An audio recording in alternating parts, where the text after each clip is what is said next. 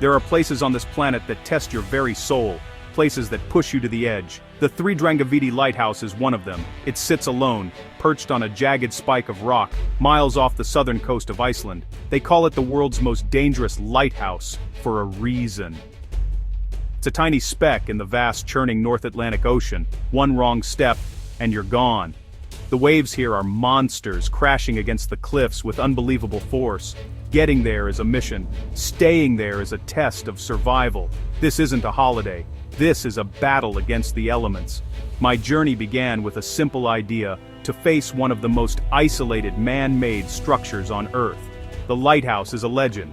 Built nearly a century ago, men had to scale these sheer cliffs with their bare hands to even begin construction. The mystery surrounding it is immense. Why build it here? What was it like for the keepers who lived here? I wanted to feel that isolation, to understand that raw power of nature. The excitement was a fire in my belly, but fear was there too. It's a healthy fear. It keeps you sharp. It keeps you alive when you're facing the unknown.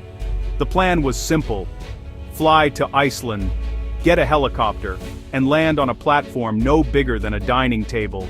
But in a place like this, plans mean very little. The weather is the true boss. Storms can appear from nowhere, trapping you for days, or worse, preventing you from ever reaching the rock. The lighthouse has no electricity, no running water, and certainly no internet. It's just you, the stone walls, and the screaming wind. This is the ultimate test of self-reliance. You must be prepared for anything and everything. It is a true survival scenario. Before even leaving home, the stories of this place filled my mind. Tales of helicopter pilots who refused to fly in anything but perfect conditions. Stories of the sheer, terrifying drop from the lighthouse door to the raging sea below. This is what adventure is all about. It's about stepping out of your comfort zone and into a world where you are not in control. You have to respect the environment. You have to be humble. My heart was pounding just thinking about it. The challenge was set. Now all I had to do was get there and survive. Landing in Iceland was just the first step. The real challenge began immediately. The weather report was brutal. A massive storm was rolling in, bringing with it gale-force winds and thick, impenetrable fog. My helicopter flight was cancelled. Then it was cancelled again. For 3 days, I was stuck in a small Icelandic town, staring out at the gray, angry sky. The frustration was immense. The lighthouse was so close, yet it felt a million miles away. This is a crucial part of any expedition. The waiting, the mental game. You have to stay positive and focused. With time to kill, I focused on preparation. The rules for the lighthouse were strict. No regular food was allowed. This was to prevent attracting pests to such a remote and historic location. So, my mission became a strange one. A supermarket sweep for unique Icelandic snacks. I found things I had never seen before. There was hard fisker, which is dried fish that smells incredibly strong and tastes like salty cardboard. I grabbed some skyr, a thick Icelandic yogurt, and something called lakrís, which is salty licorice. Everything was vacuum sealed. It was a bizarre shopping list for a survival trip. My hotel room became a staging area. I laid out my gear, checking everything twice. Head torch, emergency beacon, first aid kit, and my strange collection of Icelandic treats. The waiting was tough. Every time my phone rang, I hoped it was the pilot with good news. But the answer was always the same. Too windy. Too dangerous. The feeling of being powerless is a difficult one for any adventurer. You have all this energy and excitement built up, with nowhere for it to go. You learn patience, or the wild teaches it to you the hard way. Finally, on the morning of the 4th day, the call came. A small window of clear weather was opening up. We had to move, and we had to move now. The adrenaline hit me like a lightning bolt. The waiting was over. The fear and excitement that had been bubbling under the surface came rushing back. I grabbed my gear, said a quick goodbye to the comfort of solid ground, and raced to the airfield.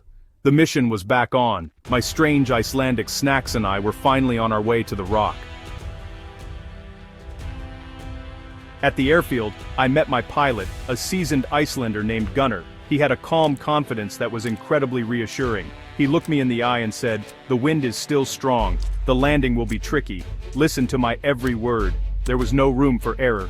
We went through the safety briefing. The helicopter was small, and the doors had been removed for better visibility.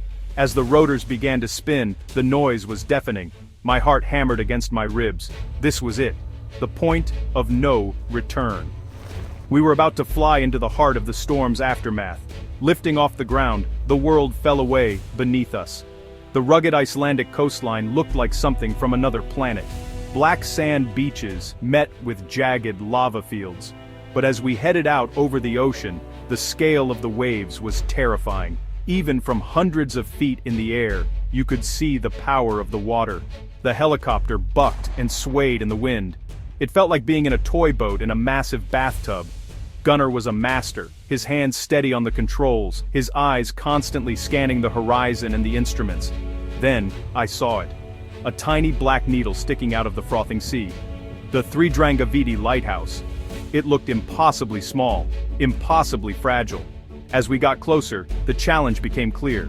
The landing pad was a tiny square of metal bolted to the rock, barely bigger than the helicopter's skids. The wind was trying to push us away from it.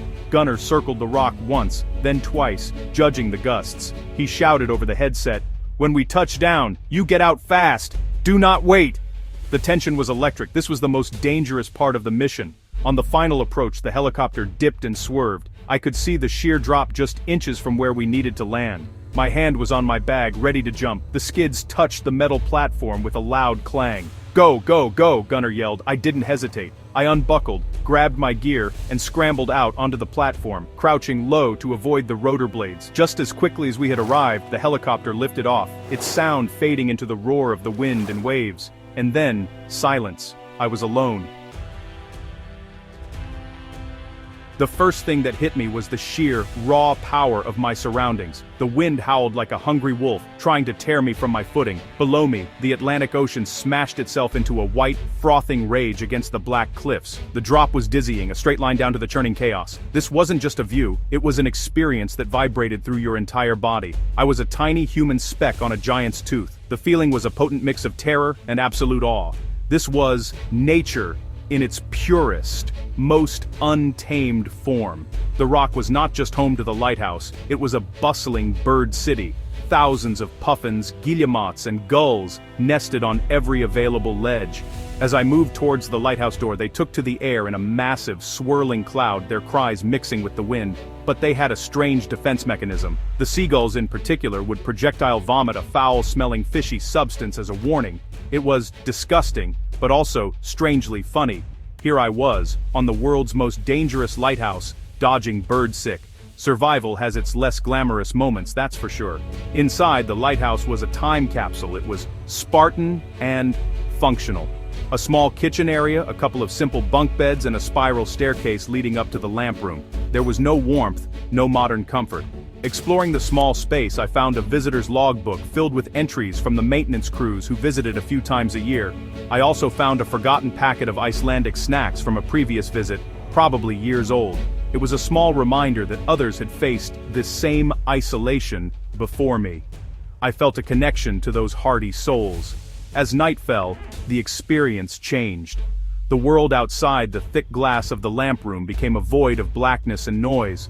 The light swept across the water in a steady, reassuring rhythm. It was a beacon of hope in a sea of darkness. I sat there for hours, watching it, feeling the history of the place. I thought about the keepers who spent months here, their only connection to the world being this beam of light.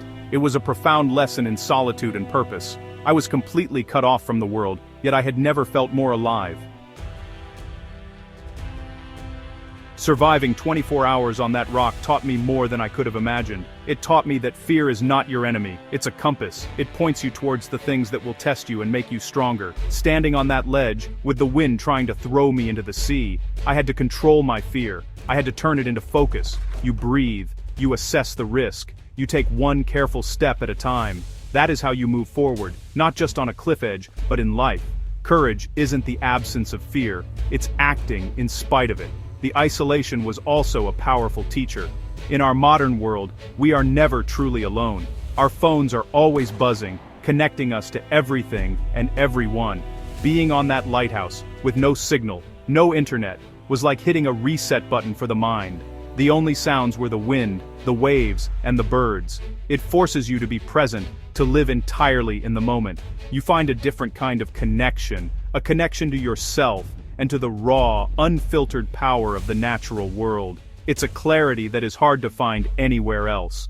One of the most unexpected lessons came from the birds. Their bizarre barfing defense was a reminder that nature is weird, wonderful, and often hilarious. Adventure isn't always about gritting your teeth and being serious. Sometimes, it's about laughing at the absurdity of a situation, like dodging vomit from a grumpy seagull. Humor is a vital survival tool. It keeps your spirits up when things are tough. It reminds you not to take yourself too seriously, even when you're in a seriously dangerous place. In the end, this adventure wasn't just about surviving on a rock. It was about pushing my own limits and discovering what I was capable of. It was about understanding that the biggest obstacles are often the ones we build in our own minds.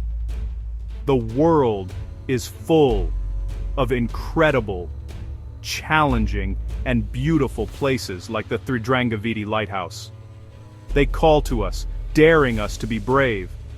Answering that call, stepping into the unknown, is how we truly grow. The lessons I learned on that ledge will stay with me forever. Never stop exploring. Never stop testing yourself.